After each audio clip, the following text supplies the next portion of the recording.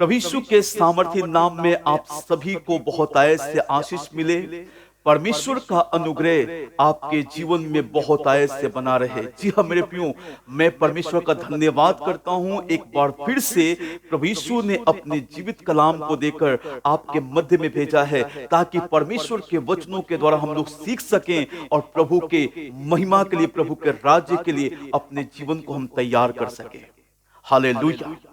वचन में जाने से पहले मैं इस बात को कहना चाहूंगा, यदि आपके जीवन में कोई ऐसी समस्या है, कोई ऐसी तकलीफ है, कोई ऐसी परिस्थिति है, या रोग आपके जीवन में काफी समय से है, या दुष्ट आत्माओं के कार्य आपके जीवन में हो रहे हैं, तो आज मैं इस बात को कहना चाहूंगा कि जरूर कमेंट बॉक्स में आप लिख कर बताएं कौन सी ऐसी परिस्थिति से आप गुजर रहे हैं, ताकि हम लोग उसके लिए प्रार्थना कर सकें। जी हाँ मेरे प्रियो, और एक बात मैं और भी कहना चाहूंगा कि जब आप आपके जीवन में प्रभु कार्य करते हैं, जब आपके जीवन में परमेश्वर अपनी भलाई को दिखाते हैं, आपके प्रार्थना का उत्तर मिल जाता है, तो जरूर आप कमेंट बॉक्स में लिख करके बताएं कि प्रभु ने आपके जीवन में कार्य कर दिया है, ताकि हम भी परमेश्वर का धन्यवाद कर सकें और प्रभु को बहुतायत से महिमा दे सकें। हालेलुया। तो आइए हम लोग परमेश्वर के वचन की ओर चलते हैं कि प्रभु का वचन आज हमें क्या सिखाता है। मेरे प्रियो, आज का विषय बड़ा ही गंभीर है। आज का विषय बड़ा ही गंभीर है और इससे बड़े गंभीरता के साथ में इस वचन को आप सुनिएगा। ये बहुत इंपॉर्टेंट है और इस बात को जानना बहुत जरूरी है। जो आज का विषय है, नए जीवन पाए हुए व्यक्ति का पहचान क्या है। हालेलुया। नए जीवन पाए हुए व्यक्ति का पहचान क्या है। आप कैसे पहचानेंगे कि उस व्यक्ति का जीवन नया हो चुका है, वो व्यक्ति बदल चुका है, वो व्यक्ति परमेश्वर में उसने नए जीवन को प्राप्त किया है। आप कैसे इस बात को जानेंगे? तो आज मैं इस बात को बताने जा रहा हूं। लिखा है कि यूहन्ना रचित सुसमाचार 3 अध्याय उसके 5वें वचन में प्रभु यीशु ने इस प्रकार से कहा कि मैं तुमसे सच सच कहता हूं कि जब तक कोई मनुष्य जल और आत्मा से ना जन्मे तो वह परमेश्वर के राज्य में प्रवेश नहीं कर सकता। हालेलुया। जब तक कोई मनुष्य जल और आत्मा से ना जन्मे तो वो परमेश्वर के राज्य में प्रवेश नहीं कर सकता। यानी कि जल और आत्मा से बपतिस्मा लेना बहुत जरूरी है। जो कोई जल और आत्मा से यानी कि पवित्र आत्मा से बपतिस्मा नहीं लेता, वो परमेश्वर के राज्य को देख नहीं सकता। बिल्कुल फाइनल है यहां पे। और मैं इस बात को कहना चाहता हूं, इस बात को किसी मनुष्य ने नहीं कहा, किसी चेले ने नहीं कहा, इस बात को स्वयं प्रभु यीशु मसीह ने कहा है। हालेलुया। तो आज हम लोग देखने जा रहे हैं कि नए जीवन पाए हुए व्यक्ति का पहचान क्या है। जो पवित्र आत्मा से भरता है, जो आत्मा से जन्म लेता है। देखिए, कई बार ऐसे होता है कि लोग जल का बपतिस्मा तो ले लेते हैं, जल से जन्म तो ले लेते हैं, लेकिन आत्मा से जन्म नहीं ले पाते। कई बार ऐसा होता है, इन्फ्लुएंस में आकर के कई सारे लोगों को देख करके लोग भी बपतिस्मा ले लेते हैं, लेकिन आत्मा से जन्म नहीं ले पाते, आत्मा से बपतिस्मा नहीं ले पाते हैं। कई बार तो ऐसे भी लोग बपतिस्मा लेते हैं। कई सारे प्रभु के दास इस प्रकार से प्रचार करते हैं कि जब आप बपतिस्मा ले लेंगे तो आपके सारे दुख, तकलीफ, समस्याएं खत्म हो जाएंगी। लेकिन मेरे प्रियो, मैं इस बात को कहना चाहता हूं कि ये रॉन्ग टीचिंग है। ये सही टीचिंग नहीं है। पूरी तरह से ये बिब्लिकल नहीं है, वचन से बाहर है। बपतिस्मा लेने से किसी के रोग खत्म नहीं होते, बपतिस्मा लेने से किसी की समस्याएं नहीं जाती। बपतिस्मा हमें यीशु के मृत्यु का बपतिस्मा लेना है। जिस प्रकार से यीशु मारे गए, गाड़े गए, तीसरे दिन मृतकों में से जी उठे, उसी प्रकार से जब प्रभु यीशु हमें लेने के लिए आएंगे तो हम भी उनके साथ प्रभु के राज्य में चले जाएंगे। बपतिस्मा जब हम लोग लेते हैं तो मन फिराव का बपतिस्मा लेना है, पापों से मन फिराव का बपतिस्मा लेना है। बाकी अगर मन नहीं कोई किसी ने फिराया है तो बपतिस्मा नहीं है। जल में डूब जाना, निकल जाना, ये बड़ी बात नहीं है। लोग जाकर के गंगा में नहा करके आते हैं। बहुत सारे लोग शुद्ध होने के लिए जाते हैं, लेकिन वो शुद्ध नहीं हो पाते। यीशु के लहू से शुद्ध होना हमें जरूरी है। यीशु के लहू से धोया जाना हमें बहुत जरूरी है। बपतिस्मा परमेश्वर की आज्ञा है, जरूर हमें लेना है।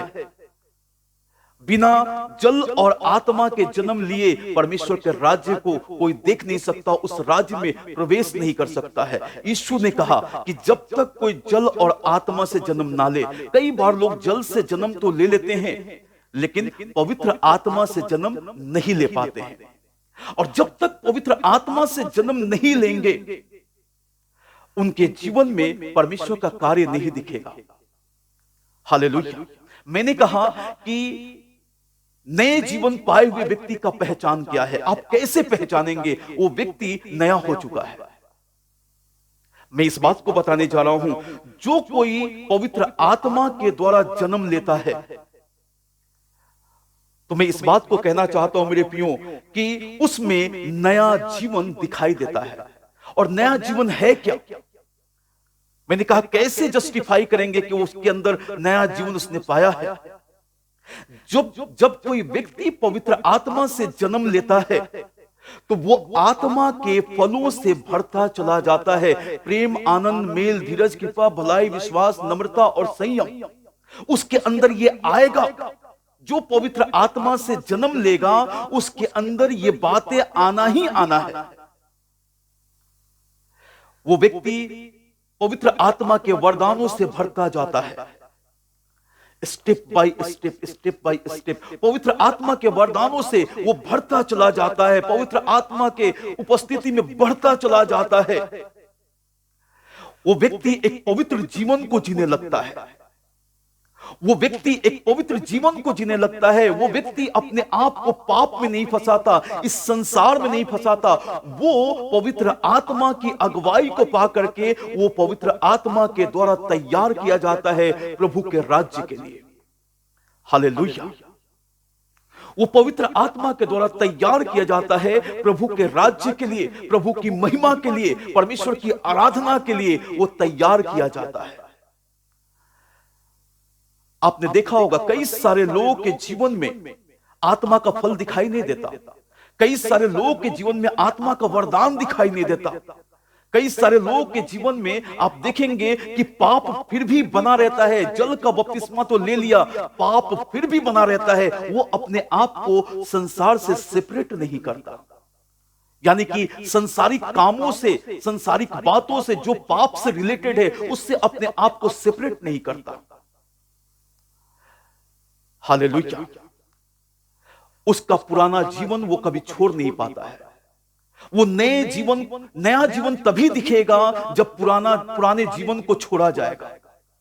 जब तक पुराने जीवन को कोई नहीं छोड़ेगा, उसको नहीं त्यागेगा, उससे मन नहीं फिराएगा, नया जीवन उसमें दिख नहीं सकता है।